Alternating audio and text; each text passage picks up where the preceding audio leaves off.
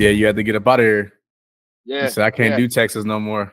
Yeah, man, the heat was a little too much for me towards the end. I was getting tired of the humidity and not being able to fucking layer and shit. And I'm like, yeah, I'm going back to New York.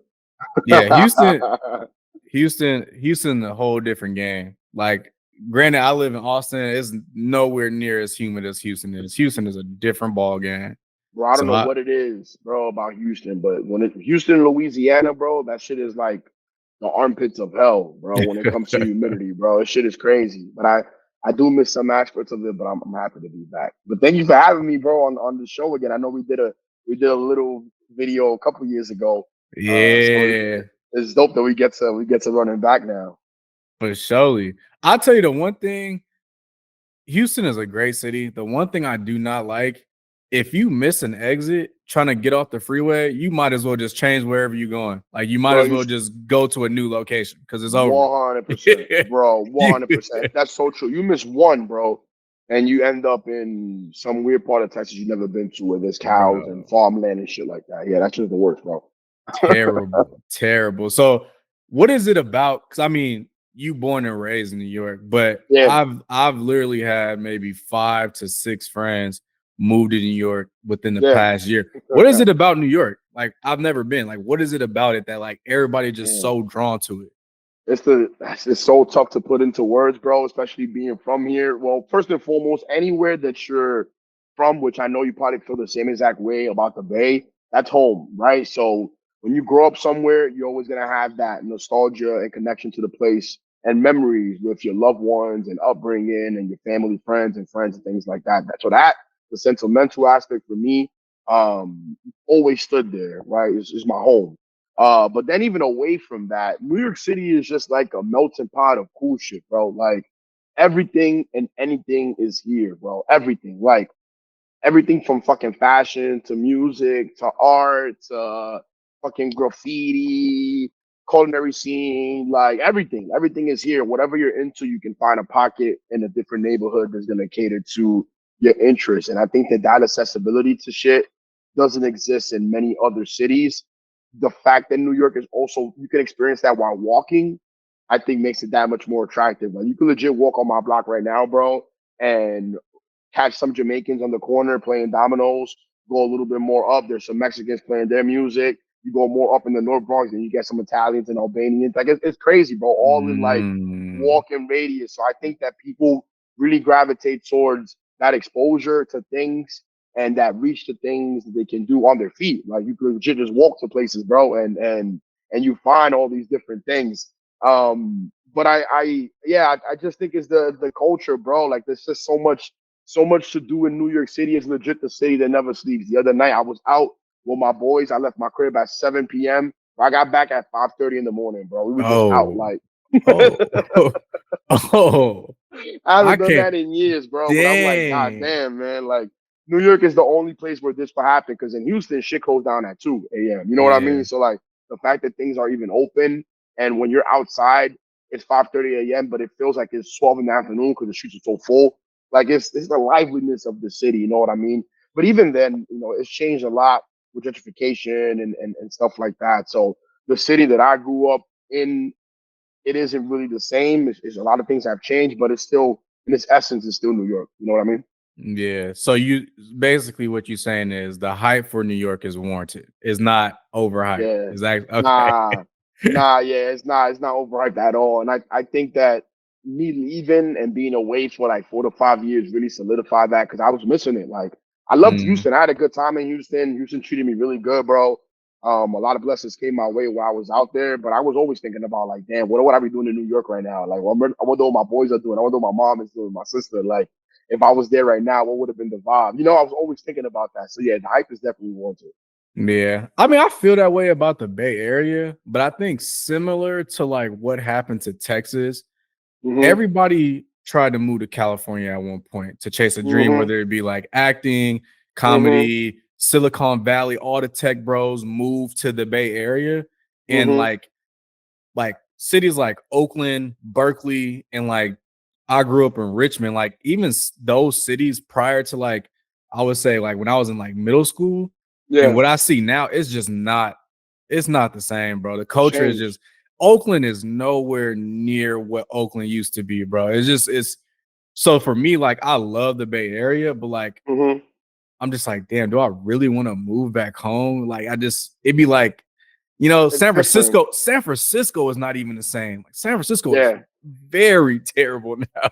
Yeah, I've heard, It's bro. I got some bad, homies bro. from out there, and they tell me how much it's changed. But even here in New York, there's some spots that are unrecognizable, bro. Like I was in Williamsburg last night. We went out to celebrate my sister's birthday, and bro, 25 years ago, that was a very predominantly Puerto Rican neighborhood, bro. Like it was the hood, legit, bro. And now you go and you got high rises and tech bros and people with a lot of money and luxury cars everywhere. It's different. That's why I love the Bronx so much. And I came back to the Bronx because I feel like the Bronx is the last borough to still feel like that old New York. It's the last borough to be gentrified. It's starting to happen, but it's happening very slowly. So it's like the last borough to still feel like that New York that I grew up in, which I'm always gonna love. And I came right back here. I had an option of like, you know, we could have gone to Manhattan, I could have gone to Brooklyn, I could have gone to somewhere else where the influences be at, but I'm like, no, I'm going back to the Bronx, right? Yeah, Keep go me back back to in the my home. culture. Yeah, Yeah. 100%. I 100%. feel you. All right, cool. Yeah, we definitely get more into that, but I always Hell like to yeah. just knock out the articles first, and then we'll jump on down the back end. For sure. Well, I was going to mention boy Kloth, and I'm back with another video, man. Look for my starting, so I'm not going nowhere, and this is going to be another segment of Kloth Talk.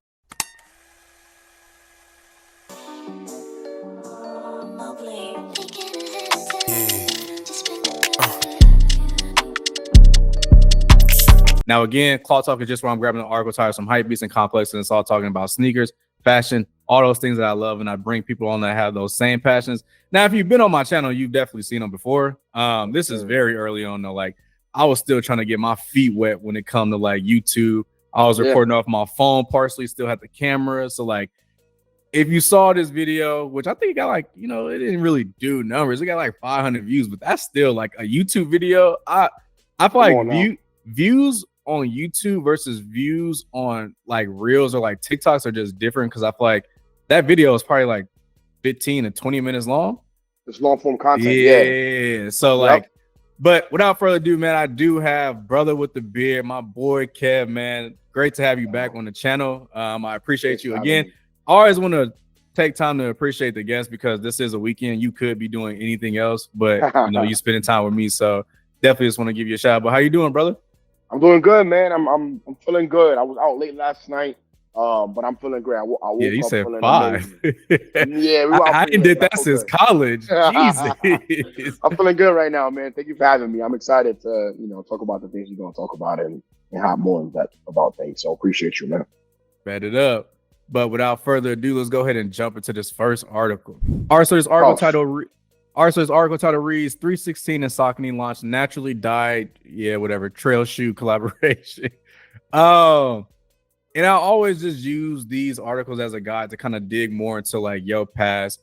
But like before we talk about these shoes in particular, what would you say, like when it comes to sneaker, what's like your type of sneaker? Like how do you classify what you like to rock?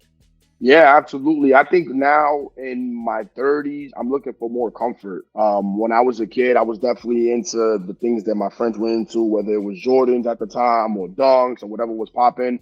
And I was more, I think, influenced by that and what was going on, like the hip hop scene or like the scene in my neighborhood.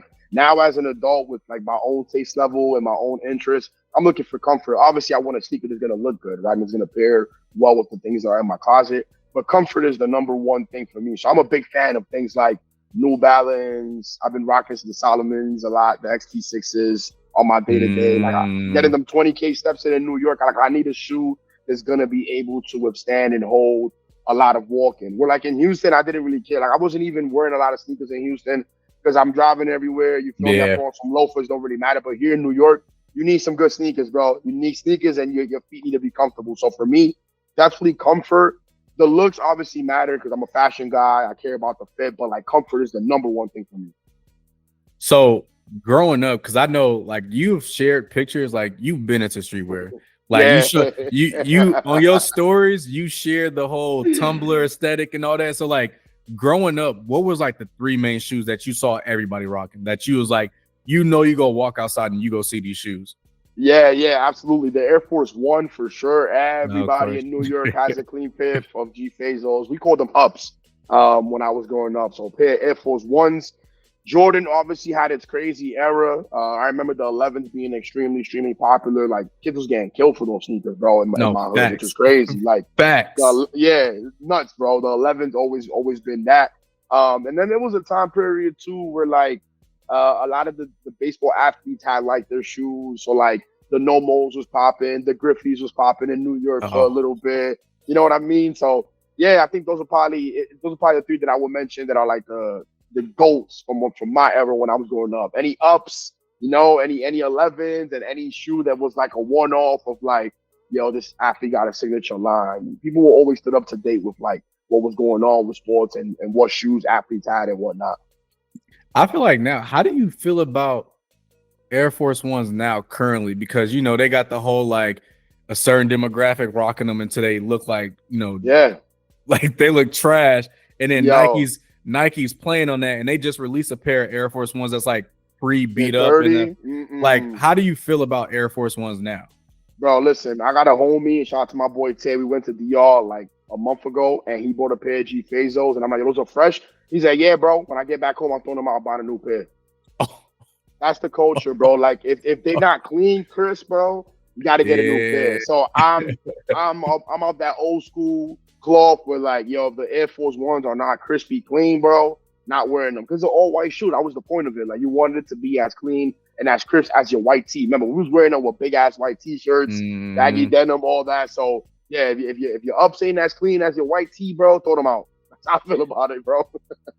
And what's crazy about that is like that's not them trying to play on that. Isn't a good thing. That wasn't like, oh, I need like no one's thinking I need a pair of dirty ones. Like that is never when I saw that, I was like, what the the funny, yeah, go ahead, bro. I'm sorry. The other thing about it, back when we was growing up, Air Force Ones was like $60-$80. They're like $120 now. And you can barely find them. Yeah. And the quality has gone down a lot. Like I literally had a pair that I bought for a party last year when I was in New York, and I'm like, damn, I don't remember these being this stiff. Like the leather is like stiff as hell, bro. The quality has gone down. But yeah, there's so many shoes that you can go into that look good as a beater, a Converse, a Van, stuff like that. Like they were built to be beat up and dogged. The Air Force One is not that. Like those shoes were not made for that. They were supposed to be fresh. That was the point of it. You know what I mean? Yeah, no, they messed the game up. Nike's been on a very interesting run the past year or two. It's been very interesting to watch. I feel like they literally got dethroned, and when people are opting in to choose New Balance over Nike, the younger me would never like. You got clown for rocking like certain shoes. Bro, now those shoes are cool. Yo, bro, I'm telling you, coming back to New York and seeing the things that young kids are wearing, I'm like, damn, I wish I was a young kid in this era. Because if you didn't wear Nikes or J's, you wasn't cool. Yeah. Now I'm seeing young kids with Sauconys, Asics, New Balance, Reeboks. Like they have options, bro. Like they have options of what to cop and what to wear. Which growing up, again, I didn't have that option. If you have the J's that dropped last month, you wasn't fly. Like that's the way it was. You know what I mean? Right. So yeah, they definitely did get the throne. I feel like Nike's doing a lot of soul searching right now. I don't know, man. It's weird. I feel like they haven't dropped something that has shook the room in a long, long time. They like moved away from being like, they weren't always like, you know, so sporty. Like they moved into like more casual leisure. But like the reason that they got to where they are is because they focus so much on like that athletic, like we're gonna build the best technology and try to push forward sneakers. Like, but then they went into like getting Travis Scott 10 pairs of shoes, and it's like, oh my god, if I see another pair of Travis Scott Jordan ones, I'm gonna fucking throw up, bro. I might actually throw up. So 100%. Like. It just, but I don't know. Yeah, it's interesting. It's weird. So back to these. What is your current opinion about Saucony? How do you feel about the brand? I love it, bro. I love them. Obviously, when I was growing up, it wasn't a brand that wasn't too much on my radar. Like I said, we only rocked J's and Nikes and things like that. But as I got older and the sneaker game really kind of opened up for other brands to come in and do some dope things, Saucony is definitely one of those brands that always got my attention.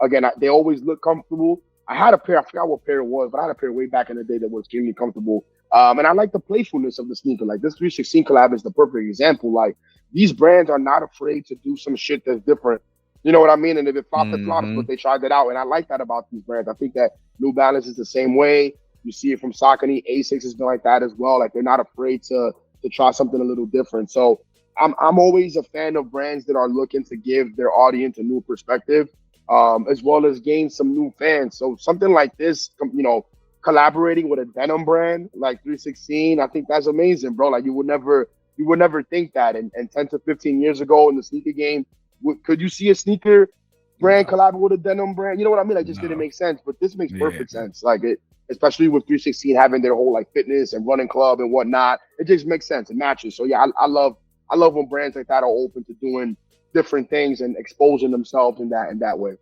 Yeah, and even Nike. I mean, you know, I give Nike shit just because like I think it's warranted. Because like I'm a fan of the brand. Like if I see, you know, what it was when I was younger and I see what it is now, I'm like, what are y'all doing? What's going on? But like they just did the little partnership with Levi's, which they did the 95, and like I get like that was cool, but like that's what they need to start focusing on more. Like let's get away from all the people who don't necessarily care about sneakers. Like anybody and everybody can get a sneaker collab from Nike now. It don't really feel as you know, as prestigious, before like a luxury, like, oh shit, this person got a sneaker, like but right.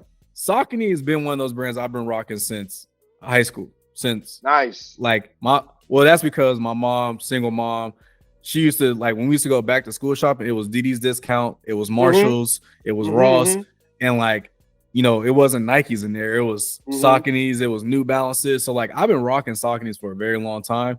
And like I'm telling you, bro, next year they doing a lot of stuff this year, but next year Adidas and Saucony go have a legendary run.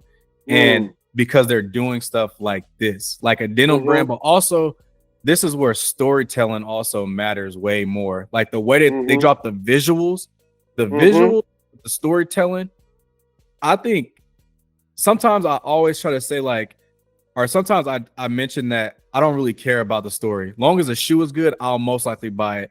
But like, just like with the Nigel's with his Nike collab, the storytelling is the selling piece for this.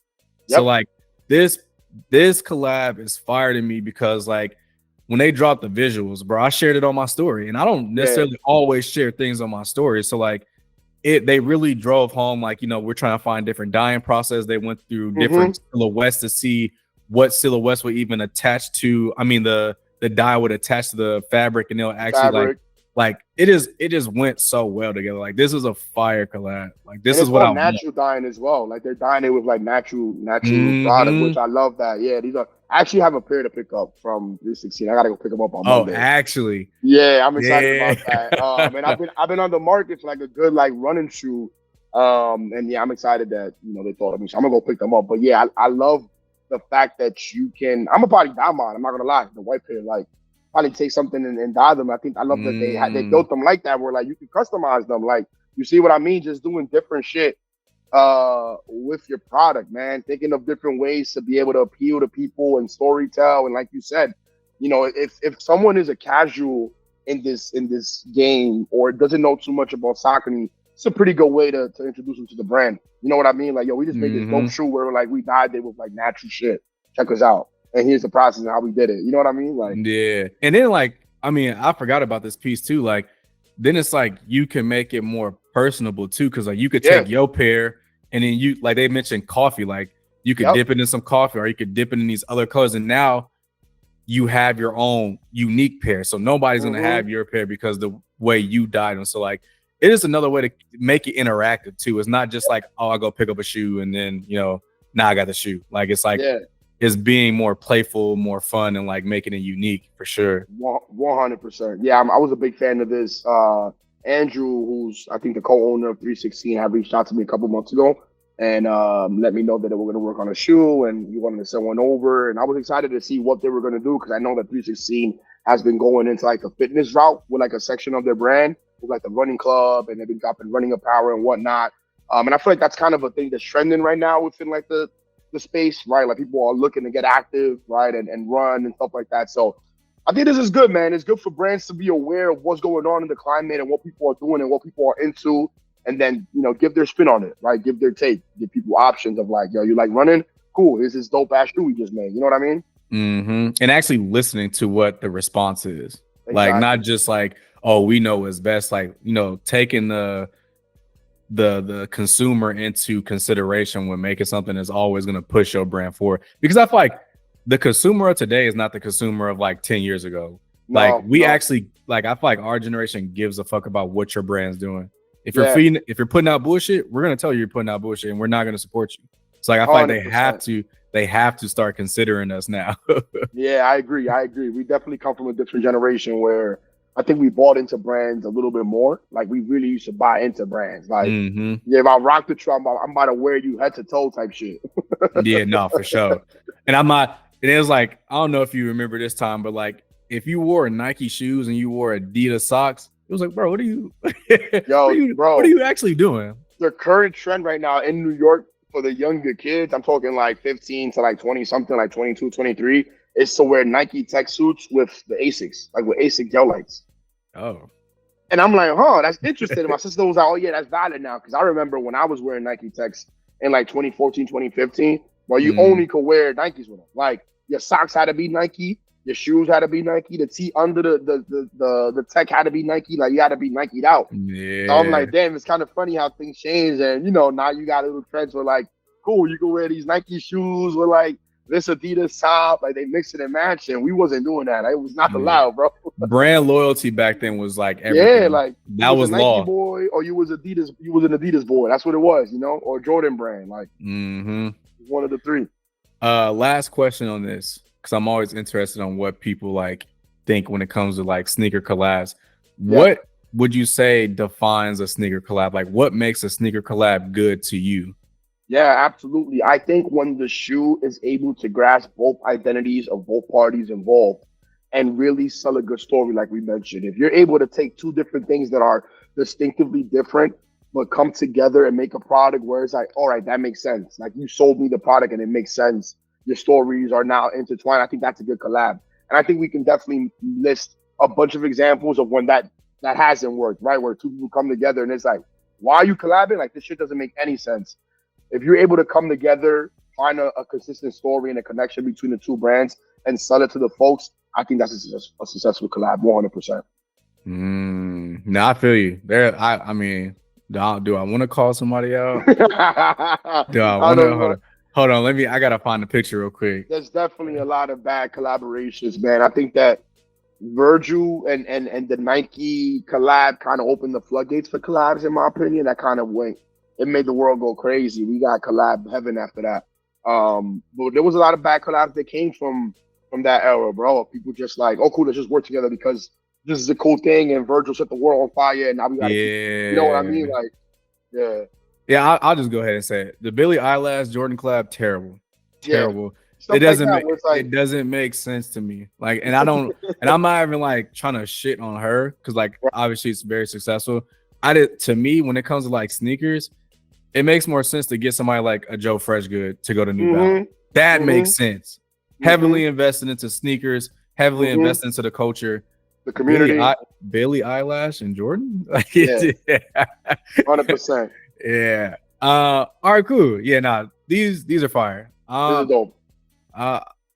What's your favorite color? I was gonna ask you, which one are you rocking with the most? Man, this is not based on. I'm gonna make two selections because I heavily need a yellow pair of shoes in my closet. I like the yellow, like, too, extremely, but this colorway is filthy. Oh, yeah, that colorway is filthy. Those were like some cargo, like some army fatigues will look clean, bro. These with that Gorp core aesthetic, fire. Yep. Perfect. Fire. Yeah, like, they did their thing, man. For me, it go boom, boom, or it go boom, boom, boom, boom. Yeah, 100%. 100%. I agree with that pick. The yellows are crazy though. Yeah, that yellow is yellow is crazy. Actually, bro, but for the summertime, like, sunshine, got some yellow on your feet, and yellow is just one of those colors that it just pops. You know what I mean? Pops. It's a good shoe color, pops right away. For sure. I got a bunch of green and yellow in my closet just because, like, those colors with my skin tone just like, yeah, it looks amazing. 100%. Right away. All right, cool. Let's go ahead and jump into that next article. AWAKENY launches Protect People t-shirt. Now, the reason I mainly wanted to get your perspective on this, because there's a lot of companies that come out of New York. I mean, literally, if we want to talk about LA when it comes to fashion, is like not, I feel like it's New York now. At first, it was like a battle.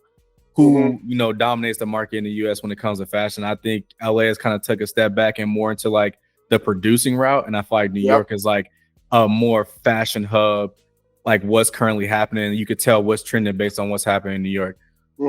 With so many brands out there, my question to you is, what role do people who benefit off the culture so much, what role do they have to play when it comes to actually protecting the people that they use in their photo shoots? They use, you know, influencers to promote their brand, and like they use people so much to the point of like, what role do they play in when it comes to times that we live in currently where, you know, people are getting dragged out of their homes?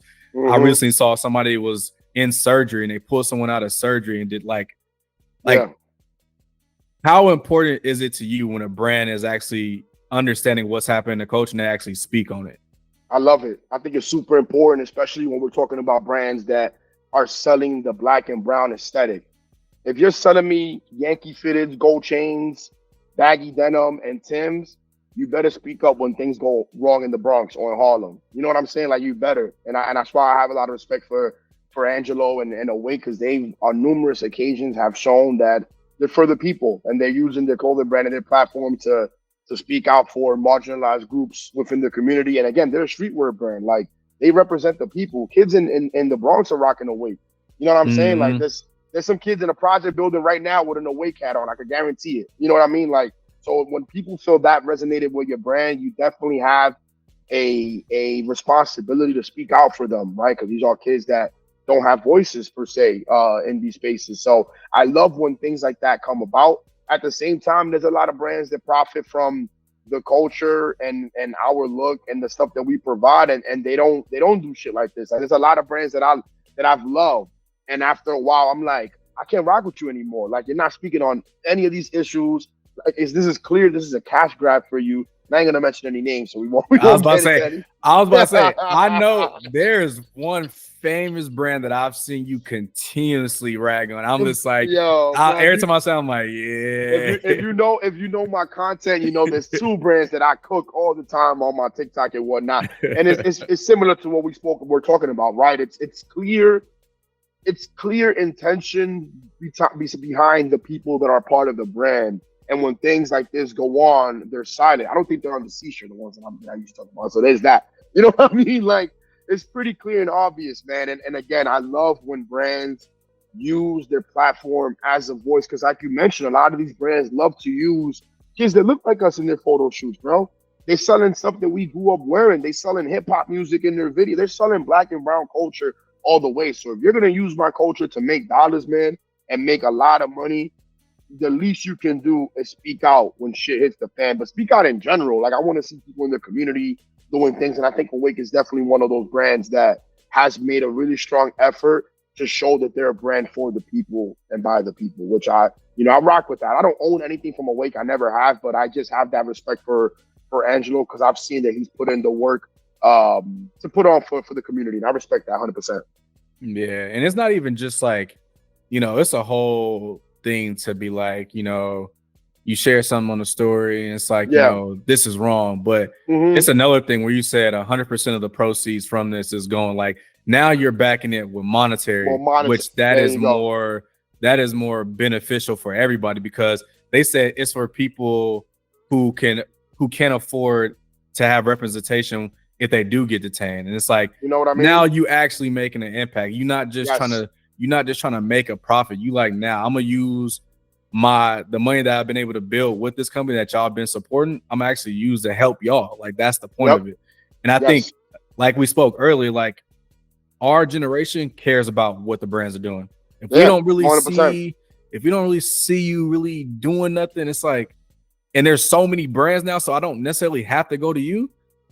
You know what I mean? No, I'm cool. I don't have to. Yeah, if you're not showing loyalty to me, I'm not showing loyalty to you. I got options now. Like, there's a bunch of brands that I can shop from that do so. No, absolutely. I think that monetary piece that you touched upon is super important. Like, being able to back up your words with dollars, that matters, man. That matters a ton. I think that that means a lot. So yeah, I love projects like these, man. I would love to continue to see New York brands come together, even with other brands that are not from New York, man, to come for good causes like this. So yeah, a lot of respect to Awake for this project. And the tee's fire in my opinion. I love the front. Yeah, That little old school graffiti joint, like that's just tough. They also did one a couple years ago. There was a huge fire in the Bronx that killed a bunch of like kids and families.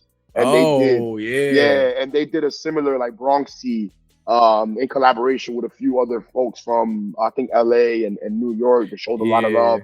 And all the proceeds went to the family for that. So again, using your platform to actually make impact. It's not performative. I feel like sometimes this shit could get really performative, like what you said, an Instagram post, have a PR person write a little black post screen. And post it up. You know what I mean? With black that shit is performative, bro. You're not impacting anybody with that. Like, do something where like you're actually helping people. Put some money in people's pockets. You know what I'm saying? Put people in a position where like now they have an opportunity to do something or like make better of themselves or like help them out. So yeah, this is perfect. I love stuff like this. It's not performative at all, in my opinion. Especially just like in this day and age with the current state of the political landscape. Like even like I don't think people, and I think everyone's starting to wake up to it. Like you don't have to shop there. Like I think Target is the best example of like when people be like, "Oh no, we're rolling back DEI." It's like, okay, now your foot traffic down. Now you had a negative first quarter in the year, so now it's like, okay, now they try to get Kais and that to have like a whole to like try to ease that tension, but it's like, no, you saw like, bro, you talk crazy. Oh, we not gonna support you. We could go to somewhere else real quick. Like it ain't nothing. 100%. I think people need to understand, especially Black people, there's power behind that dollar, man.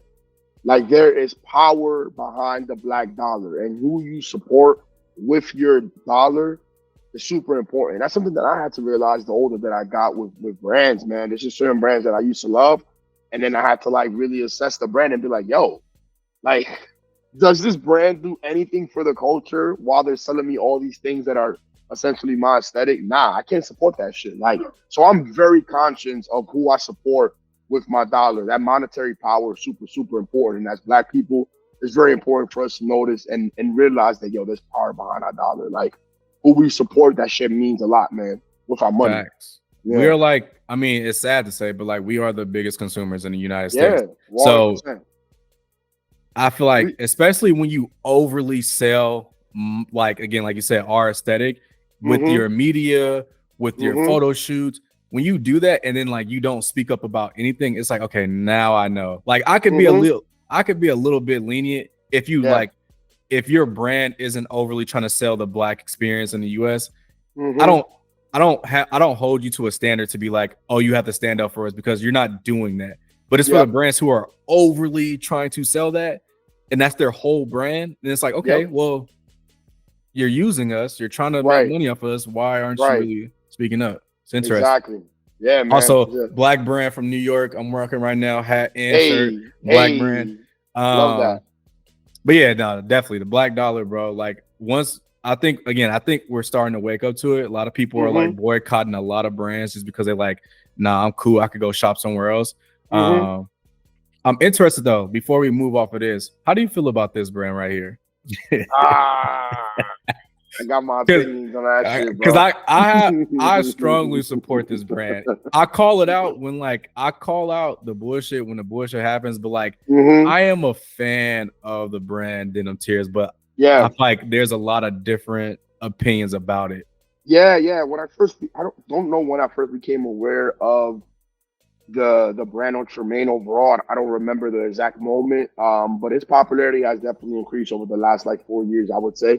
And I at first I was very much a fan of the brand. There's certain things that went on with the brand that I'm like, all right. Like I feel like sometimes the brand tries to sell black pain a little too much. There's certain things that, you know what I mean? Like even the cotton joint, like on the jeans, I get it, I understood it. I was like, okay, cool. When I first saw them, that's a cool play on that. Like I could see how this could be like uplifted and changing into a different perspective. Then there was just some other shit that dropped that I was like, all right, now you just like overly selling the black pain, bro. Like what the hell? You know what I mean? So like I think with pieces like that, it's hard for me to get behind it because you're just selling trauma to people. And then the demographics that wear it is super important as well. Like you got white kids in Houston rocking this shit, bro. And it's like a motif of like black pain. It's like, bro, come on, bro. Like now that's where I have a problem with it. Because if you told me only black people wore this shit, then it's like, okay, cool. You know, it's our brand. It speaks for us. But you got a bunch of white kids rocking this shit because they think it's cool. They don't give a fuck about the meaning behind the piece, bro. They just care that it's this cool dude that worked at Supreme and like you should know Kanye and their favorite rappers wearing it, so now they rocking it. You know what I mean? Like that's what they care about. So I think when you're an artist in this space, it's very important for you to realize the responsibility that you have and who's going to be wearing your product. You know, so when you do stuff like that, that is like heavily connected to pain and the past of a group of people, you got to be a little bit subconscious about it too, you know, and the way that you do it. If it's done tastefully, I understand it, but there's been a couple things that for me that's dropped that I'm like, I don't know if I can rock with this, bro. But I do like the brand overall. There's some things that he's done that I'm like, yeah, this is dope. You can't deny, you know, his talent level overall. Was it the chicken bone necklace? The chicken bone necklace, like it was a bunch of shit that I'm like, bro, come on, man. Like it felt like a Boondocks episode for me, you know? Like we playing a little too much into stereotypes and shit. Like I understand what you were trying to do, but like, come on, bro. The chicken bone necklace and the watermelon tea. The watermelon tea, that shit was nuts, bro. I'm like, yo, nah, this is becoming a little too memeified for me. You know what I mean? Like it's like a meme. Yeah. And I feel like and this is gonna be a crazy connection here. I almost started viewing Denim Tears as like the Tyler Perry of the fashion industry. Because it's like he's overly trying to sell black trauma. So like every movie Tyler Perry puts out is black trauma. It's like, bro, we get it. Now, can we talk about something else? Can we push something forward? So again, I have multiple pieces in my closet from Denim Tears. I love the brand. The pieces that hit, they hit. Yeah, they do. But then within that collection, there's a chicken bone necklace. I'm like, you could have just bypassed that. You didn't have to do that. You have to do it. Yeah. And it's part of me too. I feel like sometimes designers do that for like the clicks and the talk and the blogs. And again, look what we're doing. Like we're talking about it right now on your show. So like I feel like that is definitely part of it. There's something about like outrage or like conversation on social media that drives footwork into a brand and drives people to go look at a brand and the connection. But again, I think it's a little bit distasteful when you're doing it in regards to shit like that. Like we're talking about watermelon t-shirts and chicken bone necklaces and like just very stereotypical things that are microaggressions within the black community that it's like, all right, bro, like why are we making money off this? And again, remember who's gonna be wearing this shit. No, fact. And now that you bring that up, when I did a review of one of his collections on my YouTube channel, and in that video, I put in a video from UC Berkeley, and it was during like the Black Lives Matter protests and all that. And it was obviously the side for it and the side against it. And on the side against it, it was this dude saying like, fuck y'all. He was punching protesters, full cotton reef fit. You see what I mean? Full cotton reef.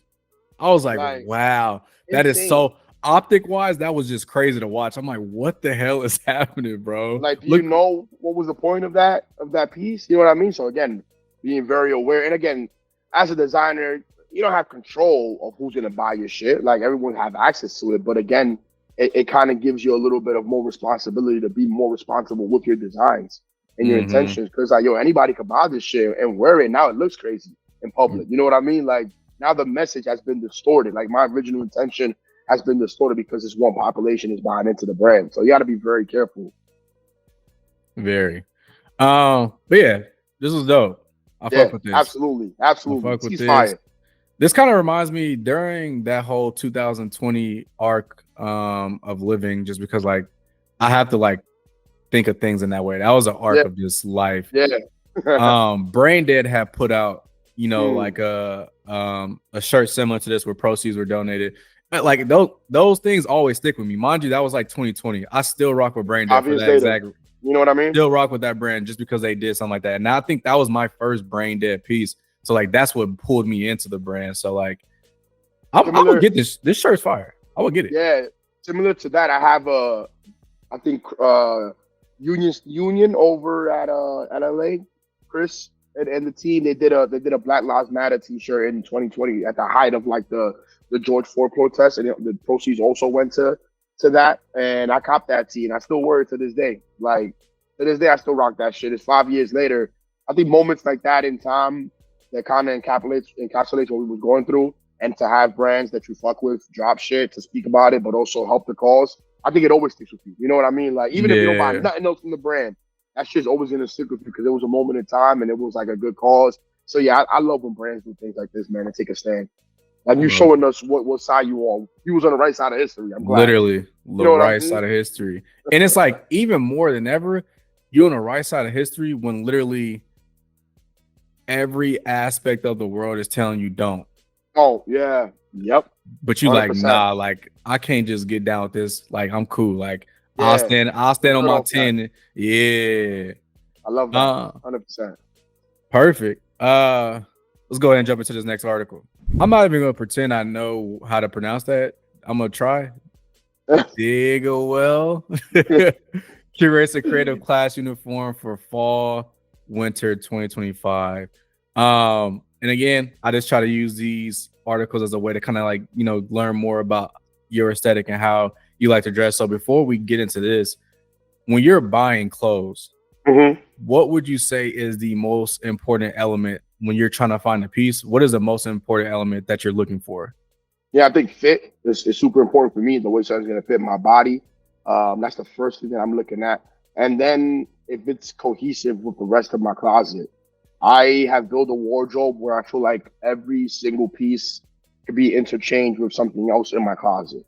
And that's what makes your closet super sustainable, and it helps you not shop as much. Because I can shop my closet, like, you know what I mean? So those are two things that I was thinking about. How is this going to fit in my closet? And are there other pieces that this can go with? Can I style this in multiple ways? And how is it going to fit my body? Like, am I going to have to take it to the tailor? Right? Is this going to be a box fit? How am I going to look in there? Like, all of that is things that I think about before I buy a piece and buy into a brand or a clothing piece. Yeah, I think for me I think it's shape. That's what matters. Yeah. I have a short torso, so like shape is gonna be the most important aspect. Like I'll even rock something that doesn't feel so great, but if the shape on it is perfect, like a nice vintage tee, if the shape on it is perfect, that shirt is gonna get worn 20 times. I promise. Yep. It's gonna get worn multiple times in a week. Like I just if the shape on it is perfect, and I think that's the main thing I go for is the shape. And I like doing these because I always figure out about brands I just never heard of. I never knew about this brand. Yeah, and like I didn't know about it. A lot of these looks are just like even like this isn't necessarily my style, but the cut of this shirt is just fire. Like this with just like a real casual fit, like the way that he rocking it. I can see myself actually rocking this. Yeah. Yeah, I like that. And it's also just something about Japanese brands. I don't know. They go crazy, bro. It's something about Japanese brands. They just got it now. They just like they understand it. They understand clothes. Detail. Like, yeah, those are tough. The attention to detail for Japanese brands is something that I always love. I feel like they took the things that America and Americans used to do right, and we kind of got away from it. They took it and was like, well, y'all used to do this shit, so we gonna do it because y'all not doing it, and we're gonna do it 10 times better. You know what I mean? Like, yeah, for sure. And you look at Japanese fashion, it's essentially Americana. It's all inspiration from like shit that used to wear in the States. You know what I mean? It's just their take on it, but they just elevated it. Like they're doing it to the extent where it's like, all right, this shit is cut way better, or it's made of like way better fabrics than and the inspiration. You know what I mean? I'm almost trying to, whenever I think about how far along different, like even like Korean brands are like really blowing up, like. Was it when America decided to export all of our manufacturing? Is that when the shift really happened? Like, there has to be a moment in time. Yeah. Like so that definitely happened. I know for Japan, they're known as like the denim heaven now, and that started off because the looms that were used in the States to make denim was literally shipped off to Japan. Like the motherfuckers bought it, and they got rid of it, and then all the products started to be made overseas. And Japan was like, "Oh, you don't want that?" And y'all used to make Levi's with them shits, and they were great quality Levi's. Bet we'll take them. And then brands started like buying into it, and then you got like the Capitals of the world and the Orslos and the Visrums and all that using these old freaking looms that were used back in the States, and now there's none in the U.S. Like, I may be wrong, but wasn't that during like World War II, like the end of World War II? If or it I'm not might, mistaken, it's one of the world wars. yeah, I so it's can't tell one you of which those one, but it's one of wars. them. Yeah. Yeah. Yep. That is crazy. It That's might be just two. like, that is a wild concept Yeah. to grasp, because like we literally just sold everything off, and then and now, which blows my mind. This is getting very political. They want to bring manufacturing back to the US. No one wants to do that. I'm No one's sorry. doing that. We've Yeah. sold that off. That is gone. No one's Yeah, doing that anymore. Those are skills that people do not have anymore. Like, Yeah, that's out the and they're window. not doing it either for the cheap labor. Like, you're gonna have to pay people an exorbitant amount of money to be able to go like in a factory and start like making denim and shit like that. Like, it costs a lot of money, man. I got a homie who owns a brand, and he tells me how hard it is. He tries his best to make everything made in the USA. He's like, bro, you don't know how hard that shit is, bro. He said that shit is extremely expensive, bro. Like, in order for me to make any type of like profit and pay off the people on my team and all that good livable wages, like, the product has to be crazy expensive. Like, it's so hard to make shit. It's because of that. Like, there's places you can't go to and be like, yo, I want to get this done here. Something has to be exported from somewhere. You know what I mean? Like, because a lot of these things just don't exist in the US anymore, which is crazy. Like, shit is nuts, bro. Oh man, it's interesting. Dual citizenship. Yeah.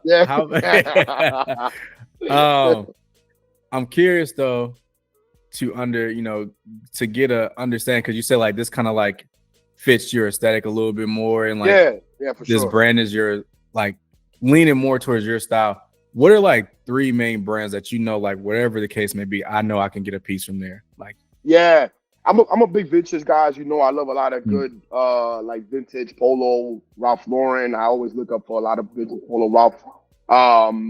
Capital is definitely a brand that I know for a fact. Like, if I'm going for like a Japanese aesthetic, there's something that I can always pick up from there. And then there's a lot of smaller brands that I like as well, because I have like multiple pockets of my style, man. There's days that I wake up and I'm dressing like a mob kingpin. There's other days that I wake up and I want to wear like some Japanese street shit. So like, there's a lot of smaller little brands that I really fuck with, like Scott Fraser collection, Casa Lance. They kind of fit that vibe. But my style is literally a mixture of all the things that have influenced me. It is an extension of my interests. So yeah, there's days that I wake up and I'm like, yeah, I want to wear these Visums with like some HG pants from Needles and a Capital denim jacket, like on some really super Japanese streetwear shit. You know what I mean? So I try to keep my lanes open in terms of like what brands I'm looking at, because there's certain days that I just have a different feeling and I want to dress a certain way. So having the lanes open of like different looks is always important. A little body degree that I'm like, yeah. I feel like Needles is a brand that doesn't like. It was popping for a minute, but I feel like it kind of went like underground. Like a lot of people don't talk about it. Yeah, they make fire shit. I got a lot of Needles shit, bro. I wore a Needles shirt the other day. I went out with some friends on Friday for a little dinner. I had like a Cabana blue lace shirt by Needles, and I posted on my story, and mad people were like, yo, where the fuck is that from? I'm like, Needles. Needles, they make dope shit, bro. They make a lot of good clothes. Like, so you don't gatekeep? I don't gatekeep. Nah, I don't gatekeep. Yeah, if you DM me and I see your DM, I'm gonna answer. But you know, when I do kind of step back, once you start asking me for like my height, my weight, bro, do your own research. I gave you the brand. Now you got to do your due diligence, do your part, and do the research. Now you're trying to like see if your chest size is the same size as mine, if your biceps, nah, bro. Like, you're doing too much. I gave you the idea, go do your work. You feel me? Like, yeah, that's too much, bro. It's like now I gotta go take a measure. Like, you want me to do all this just for you? It's kind of crazy, bro. Yeah. But Needles is dope. I am curious though, because I see you post about it sometimes, whether it be on TikTok or Instagram. Did you get into like Japanese fashion first and then get into Japanese whiskey, or did you like have an interest in Japanese whiskey? Question. Like, how did that kind of come about? So I was into Japanese fashion first. Always been a Japanese fashion dude. Always had an affinity for the way they did their clothes because of what we just spoke about, right? Like, things not existing here anymore. And I've always been like a whiskey guy. When I moved to Houston, Texas, we had a Total Wine and Liquor that was by me. And if you're not from Texas or the area, Total Wine is like this massive warehouse where you can find literally any type of alcohol. They have top shelf, bottom shelf, they have everything, bro. They also sell cigars. Yeah, so I used to go there often to buy alcohol, and there's a section where there's nothing but Japanese whiskey. And we came across it one day, and I'm like, I kind of want to start trying some of these. I love whiskey already. I'm into Japanese fashion. I know the Japanese people are like, when it comes to detail, like they're super, super meticulous about shit. So I'm like, the flavors in these gotta hit. Because if they're the way they are with their denim with the whiskey, this shit gotta hit. And yeah, lo and behold, that shit is good, bro. It's my favorite whiskey now. Like, it hits, bro. It's really, really good. Everything from like the flavors, you know, the storytelling behind it. Some of the bottles are crazy, bro. Like I had this one bottle that's like a samurai, like cape and shit, like on the bottle. Like the storytelling is just different. I think Japanese people really do a really good job of selling their culture and their interest through storytelling in every aspect, whether it's movies, films, fashion, liquor. Like they do a really good job. So that's how I came across it. That's how I found out about it. Just literally browsing the shelves at Total Wine, and I'm like, yo, I'm gonna try some of these. And I will go every time I will go, I'll get a different bottle, sip it, taste it, give a little review. So that's how I got into it. But yeah, first. I might have to get into that. Is there one you would recommend? Like, is Suntory, it like Suntory Toki is the one that I always recommend. That's a really good entry level Japanese whiskey. It's not that expensive. In Texas, you probably find it for like $35, $37, bro. Really good whiskey. Like on the rocks, you can sip it neat. It tastes good straight. It tastes good in a whiskey sour. Like that's a really good one. It's a really good entry level one. So if you fuck with that one, then you'll be like, all right, I'm gonna try some of the like higher ones and see how I'm feeling. But that's a good one because if you don't like it, you only spend $37. Like you know what I'm saying? Yeah. Like you didn't cop $100 bottle. If you lose the money, you lose the money. You know what I mean? Right. I mean, 37 compared to buying fucking like a Patron bottle, like it's like $60 and it's crap. It's a whole bunch of additives and shit. So yeah, the Suntory Toki is probably my favorite. My favorite of all time is Hibiki. That's a really good one. But that bottle's like 100, like change, bro. But that's a good one. That's a special occasion whiskey, like birthday type shit, you know, celebrating something. That's a really good one. Okay. That's a really good one. Really good one. And I think I absolutely agree with you. I don't think the word, for lack of better words, I don't think it's going to be propaganda. But like you said, like I'm heavily into anime, heavily into manga, heavily. Like I've spent at least $150 on books alone this within the past year. Like the storytelling is just different. Yeah. It makes like you get attached to these characters and you feel like you can do something that like these people have superpowers, and you feel like just watching it and like, you know, as you progress through the story and as you're reading it, you're like, damn, I feel like I can do that. Like Dragon Ball Z, bro. I know you heavily into Dragon Ball. Like when you felt like I was doing Kamehamehas in school, bro. Like, like, bro, like it was different. Like they have been able to sell their culture so well that you feel like I'm learning Japanese at the moment because I want to take a trip out there next year. Like me too, bro. I love it, bro. I have a Japanese sleeve. Like I love their culture. And I have such a respect and an appreciation for their culture and the way they go about things and their expression of art and storytelling. Like at the end of the day, we're both artists, right? We both love storytelling. We love fashion.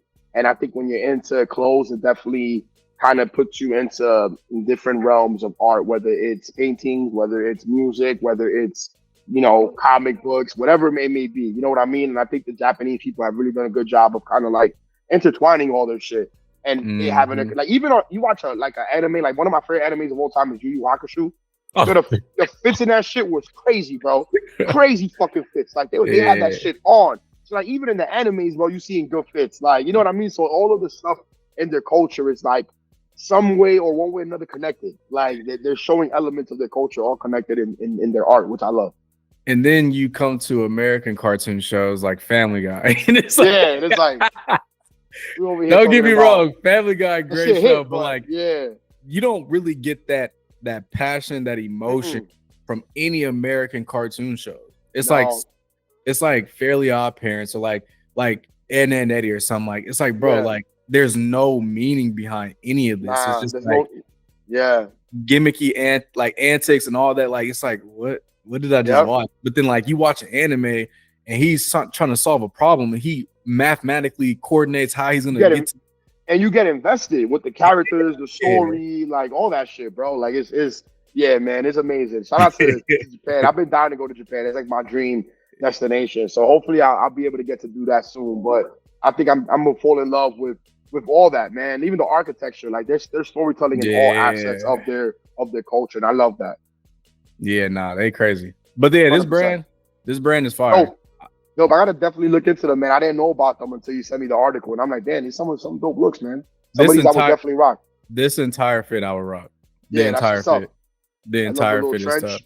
Yeah, like this is definitely a brand that I'm now putting on my watch list. Like I'm definitely gonna try to keep up and see what they're doing. And I've been able to find a lot of dope brands just doing this. Like, you know, if Hypebeast reports on it, then like I most likely 9 times out of 10 have seen it. For sure. But that complete the articles, bro. And I feel like we've definitely been able to like, learn more about you. But like, I think one aspect of just knowing you for as long as I've known you now that I don't really know is like, where does like that story really begin with you in fashion? Like I see the bits that you post online, I see the bits that you share, but I know there's more to the story. So like, where does fashion really start for you? Yeah, for me, it starts from being a young kid, man. As long as I can remember, I've always been into clothing and clothes. Like some kids grow up loving basketball, some kids grow up loving video games. I grew up loving clothes. Like I was in first grade picking out my outfits, bro. Telling my mom, like, I want to wear this shirt with these pants and these sneakers tomorrow. And she would iron it for me, and I would go. And I think it comes from being from New York. I think when you're in New York City, and especially when you grow up in neighborhoods like the ones that I grew up in the Bronx, or you grow up in Harlem, people around you are fly. And you notice that as a kid, like people care about their appearance, bro. Like they got some fly sneakers on, they drive a nice whip, they got jewelry, you know what I'm saying? Like you notice these things. So I think that subconsciously, because I was around the culture, I was interested in it. And my parents are also very much into clothes. Like my dad is 60, still put that shit on, bro. Like go to the barber every week, always got some nice shoes on, always really clean. My mom loves clothes. So I think being around that and being influenced by that and being in New York and growing up and seeing all the adults around me and like OGs on the block and shit being fly, I'm like, okay, cool. I like this. Like I like the expression through clothes. And then you get older, obviously, and you go to school and like now you're talking about sneakers with your friends. And now you're trying to impress that girl. They got a crush on you. You know what I'm saying? So like, it becomes a real big part of the lifestyle.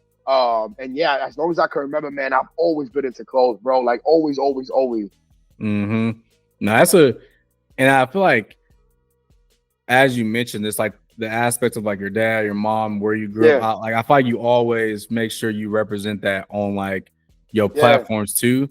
So like, do you, and I feel like this is kind of a redundant question, but I just have it here. Like how much of like your upbringing is represented in like how you dress now? Oh, 1,000%.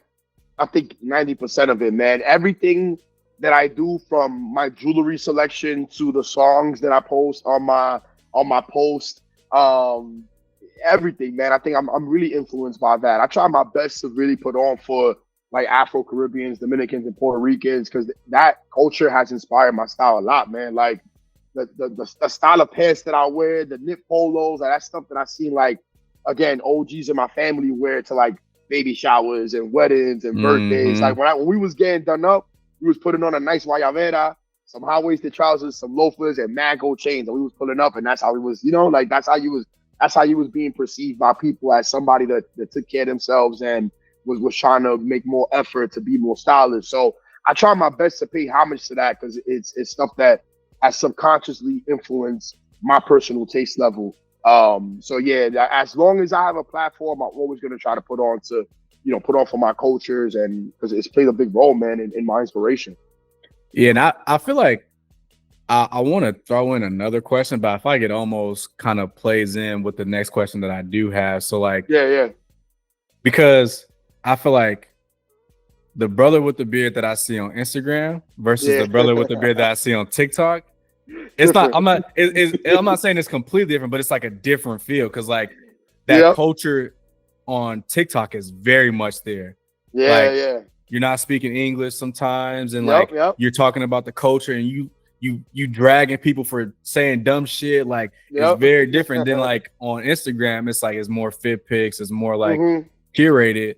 So like the question that I could tie in with that is like, what have been like some up and downs when it comes to, you know, your content creation journey? Because like, you know, some things on TikTok that I hit won't hit on Instagram, because like you might start getting shadow banned just based on what you're saying. So like, what have been some up and downs through your content creation journey? Absolutely. I think learning how to feed the public that is in that platform. So I've realized that my Instagram platform is very different from my TikTok in terms of following. What the folks on my TikTok are interested in hearing, the folks on my Instagram aren't interested in hearing.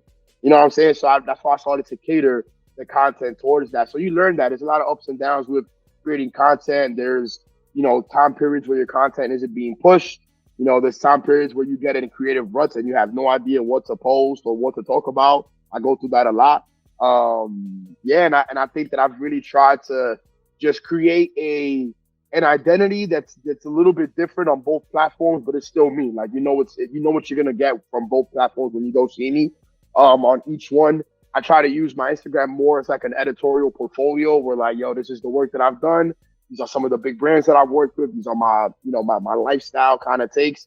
And then my TikTok is like a close friend. Like, this is me and my brain and the shit that I talk and how I feel about my culture. And I'm going to call out X, Y, and Z artists while I'm also going to show off like this outfit in one of my videos. So I think my TikTok is a little bit more personal and you get to get more personality from me on TikTok. But I think it's because of the platform. Like on TikTok, you can really do numbers by like just propping up your phone and talking.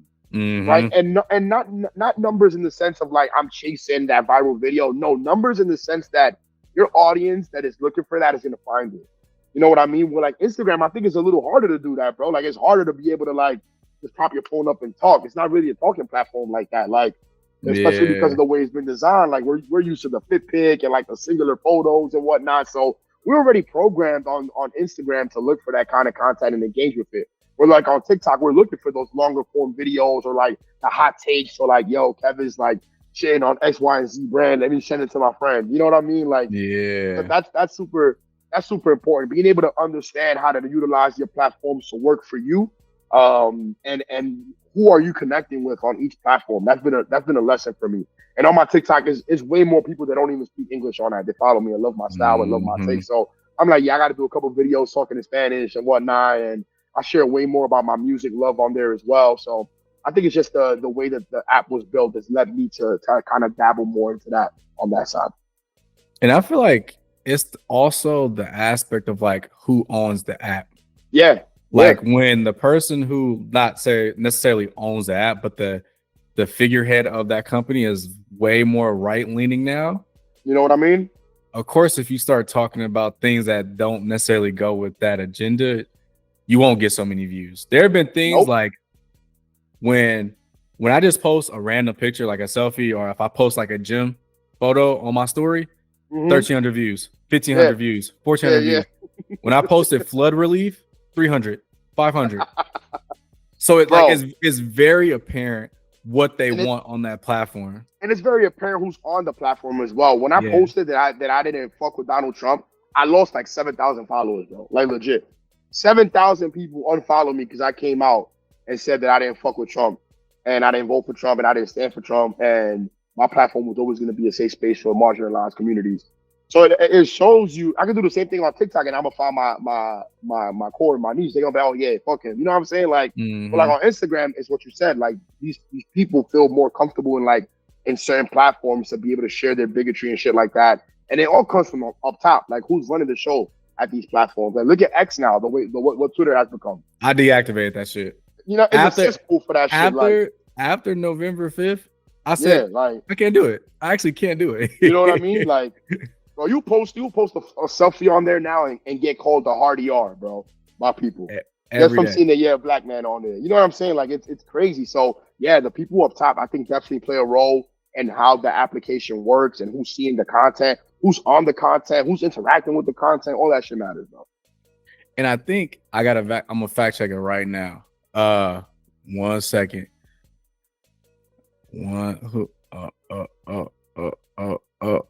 Never mind. I guess it hasn't been bought yet. I thought TikTok had bought. I thought it had got bought by a U.S. company. That was a rumor. Yeah. I thought it had got bought already. But I was about to say, because people were kind of like, you better hurry up and start, transferring your, followers once they buy it and all this other shit. But yeah, like I mean, I see it every day, and like I just Mhm. have to. I now just have to choose not to give a fuck about the numbers because when I post shit that does not matter, it goes way further. When I post shit that Mhm. matters, like for example, I posted something about I don't like net 30 deals, and people Mhm. was like, "Oh, you're ungrateful. It only got sent to like I saw 1,000. that. I It saw got that. sent to Yeah. 1,000 people." I'm like, "Are y'all fucking dumb? Are y'all like?" I genuinely did not understand why that was such a ground A hot shaking. take. Yeah. Like, what do you mean I shouldn't get paid for what the fuck I'm doing? Come And on now. what I tried to tell him is like 90% of the brand deals I got, I didn't reach out to those companies. No. Yeah. 90% of Exactly. them never And I reached out think to them. people need perspective as well. Like, for example, right now I do content full time. Like, content pays my bills.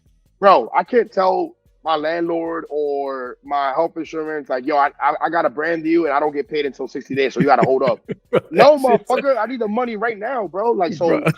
you know what I'm saying? Like, people got to realize that. Like, people do this for a living, bro. We got to get paid. Like, I would love to not wait 30, 60 days for money, bro. If I posted the content right away, I should get paid right away. Like, I did the work. I completed my half of the contract. Complete yours. Pay me my money.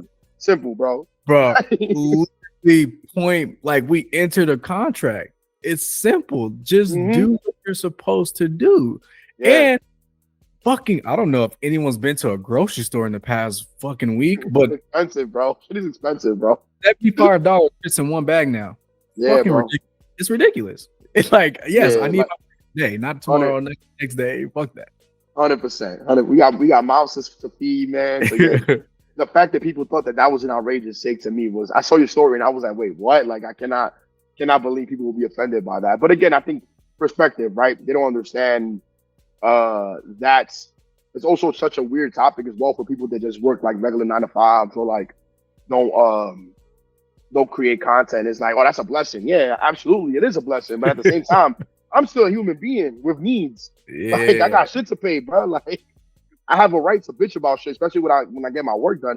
That's like you having a 9 to 5 and doing your work for the quarter and, you know, doing excellent work and not getting paid. And it's like, well, yeah, you're gonna get paid next month. Like, wait, Bro, what? I did all my work. What do you mean? Like, I did everything I was supposed to do.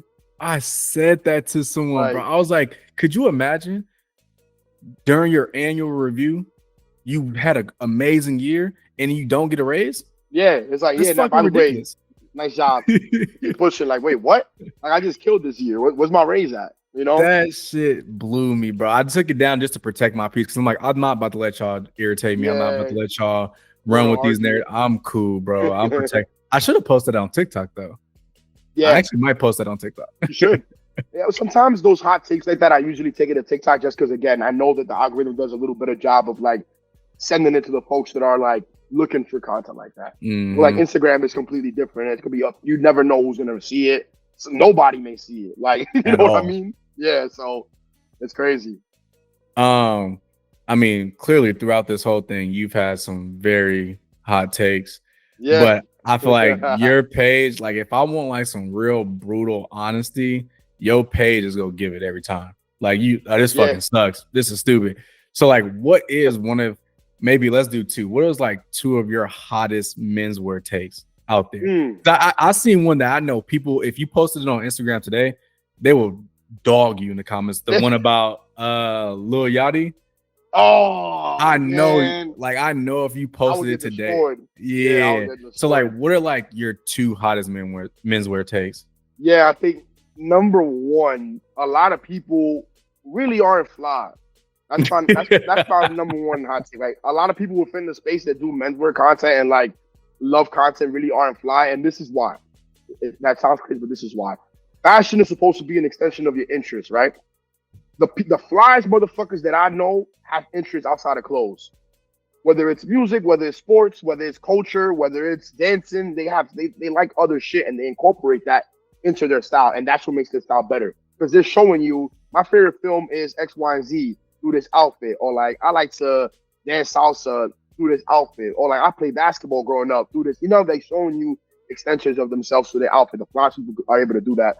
I think now people just copy and paste shit. Like, they go on Instagram and they see whatever's trending. They see the flip flops are popping now. Now they're wearing our legacy jeans with dirty ass flip flops and a white t-shirt because they saw their favorite influencer post about those trends. You know what I mean? So like, I think there's a lot of that going on. There's not a lot of people trying to show you their real taste level and interest through their clothes. That's my number one thing. A lot of motherfuckers ain't fly. They just copying and pasting shit. I saw that. I saw that comment on Threads that you had. Somebody talked about the open toed sandals. Yeah, no, like that's why we wearing open toe sandals. Bro, that's for the beach. That's for your crib, the pool. Like you rocking that in the fit, walking around Soho. You're crazy, bro. Especially in New York. New York is dirty as shit to have your feet out like that, bro. And I feel like honestly, I agree with you wholeheartedly. Yeah. I don't think I'm as raw with my answer. Like, but it's like people aren't being individuals. Yeah. It's like whatever that, like, and I've kind of been leaning away with it just because like I don't want to necessarily just only have baggy denim in my closet anymore. But like baggy has just become a personality type now. And it's like just because an outfit is baggy does not mean it's a good fit. Like it's looks like good. Yeah. It's just a baggy outfit, bro. But 100%. People have turned that into a personality trait now. So it's like now I'm trying to wean off a little bit of like rocking because like baggy is just comfortable to me. That's why I rock it. Yeah. Like I like to feel comfortable. But your style is versatile enough for like when I see your style, I don't only think of your baggy fits, bro. Like I think of a lot of the dope shit that you like at your job when you used to work at like physically at the store at Stags, bro, and you used to do like those collages all your fits during the week. I think those were great examples of how versatile your style was. Like you was doing a little bit of Western wear, you was doing the Japanese street shit, you was rocking leather jackets, you was rocking baggy cargo pants, baggy denim. You know what I'm saying? Like, I think your style is exactly what we were talking about. Like an extension of your interests, an extension of the things that you fuck with outside of the clothes, which is important. Yeah, and I feel like now since I work from home and I'm in the house all the time, it'll be comfortable. I just like to be comfortable. So I feel like I've definitely seen a change and just like, and also I feel like I'm trying to wean off just being so focused on clothes because like I'm heavily into manga, heavily into music, heavily into other shit, and it's like I don't want to just be known as a streetwear guy. I'm like it's more so just like even on my TikTok, I talk about cologne and food. People on Instagram don't even know that. Like I talk about cologne, food, and I mean, I use it as almost like a diary of just like, you know, if I have like a take about a TV show I'm watching, I'll post it. If I just have like a random take, I'll post it on TikTok. Like, I don't want to just be streetwear anymore. It's just like, it's kind of like, I want to be multifaceted with it for sure.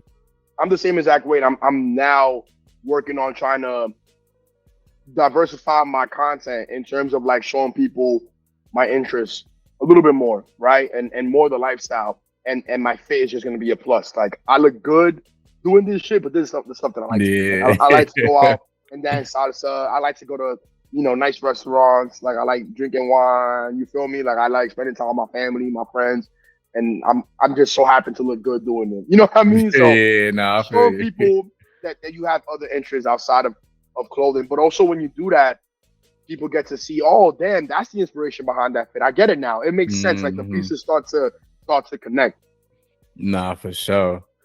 So knowing what you know now, and if somebody was trying to reach out to you, was like, bro, I really want to build a following right now. I'm trying to get into this whole space.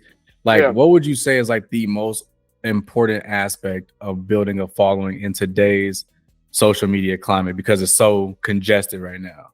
Yeah, I think two things. One, authenticity. I think my platform grew the way it was because of the way that I am. Like I'm very honest, as you know me, bro. You've hung out with me in real life. You know how I am. I'm brutally honest, and I kept my content like that. Like I share my takes. I don't sugarcoat shit about my opinion, and I'm like that in every conversation. So being authentically yourself, like you don't have to be as brash as I am, but if you're somebody that is like a little bit introverted and stuff, be like that on your content. Some people are going to connect with that. Like, you know what I'm saying? Like be authentically yourself. There is someone out there that's going to resonate with what you're saying and with how you are. That's number one. And then two, consistency. Like we are fighting for people's attention in this space. There are many content creators. There's so many brands. There's so many videos. There's so many subgenres. Excuse me. We're fighting for people's attention. So you got to be consistent. People got to know on Instagram like, yo, Brother with the Beard is gonna drop a fit pic every Saturday and Sunday, and on TikTok he's probably gonna drop a video every day talking shit. So I gotta follow him there just to keep up. You know what I'm saying? So like, have that, build that structure and schedule where like your following and your community knows when exactly you're gonna drop. They know when to look for it. The notifications are on. You know what I mean? But in order to build that, you got to be consistent. You got to deliver. Like, don't say I'm gonna drop a vlog every Sunday and you drop in once every 4 months. You know what I mean? So that's important. That is so real. Oh my God. You know, consistent. So, bro, my camera went out of commission back last month, bro, and I didn't post a YouTube video for 3 weeks. Usually people are used to 1 week, like every week that was getting a video. I didn't post for 3 weeks. I'm still trying to fight my way back up to where I was. It has been terrible, bro. It has been terrible. You don't, like, it hurts you when you're not consistent, unfortunately. Yeah. And sometimes we're humans, right? Like I just went through a really big move. I'm back in New York. I went on vacation, so I didn't post for like a month, bro. And I posted something on Instagram, and that shit flopped. And I'm like, yeah, I get it. Like people haven't seen me in a month. Like, you know what I mean? Like, I get it, but it comes with the territory. We're also human. We got to take care of our mental, like take breaks, take time off. But and within that, being consistent is super important. Yeah, that's one thing I will say. Like, I definitely took a back seat to posting on Instagram, but it's like one thing about me, I didn't just stop making content. I went almost a full 2 years making a weekly YouTube video while working a 9 to 5, bro. So it just like my focus shift. So I'm trying to get back into Instagram, but it's just hard because every time I get on, I'm just like, fucking hell, like this shit. I feel you, bro. I feel you. So I might go make a TikTok video after this. You got me wanting to make more content. Some shit. Yeah. I'm gonna go get something to eat for real. That's what I'm really gonna do. Yeah, they love the food now. The food content, bro. They love the food content. Yeah, on TikTok, people love experiences. They love food reviews. They love, I went to this spot and the service was great. They love that, or like vacation shit. People love to live vicariously through whatever the content creator is doing. You know what I mean? Like, they want to live through that, which is fun. Cause I like to do that. Nah, I definitely I indulge for sure because I don't really go out too much no more. I'm a homebody, so. But again, bro, this has been dope. As always, we've met in real life. So like, we've hung out multiple times. Yeah, I've met you in real life. So like, I knew this was gonna be a good conversation just because like I know you in real life, and then I also like know your takes. And I'm like, I know he gonna bring something to it. So again, it's the weekend. I appreciate you, bro, kicking it with me on here, sharing some game with some folks. I'm sure somebody gonna be able to pick up a gem to some degree from this whole Kloth Talk, bro. Absolutely. Yo, thank you, man. I appreciate you. I wish you nothing but success, you know, with your content. We know each other in real life, so we've definitely been able to break bets. So I knew once you reached out, it was gonna be a good conversation because it's the same shit, right? The way what y'all saw right here was exactly how we are in real life when we used to link up back in Texas. So I apprect you, man. I wish we could have got that in-person joint. I know, that would have been dope. I wanted to get that one back. That would have been dope. Like, with always appreciate you. Well, Lauren, that would have been dope. Yeah. But without further ado, like I always do, I will catch y'all in that next one. But I love the way you work it. Hey, I love the way you work it for me.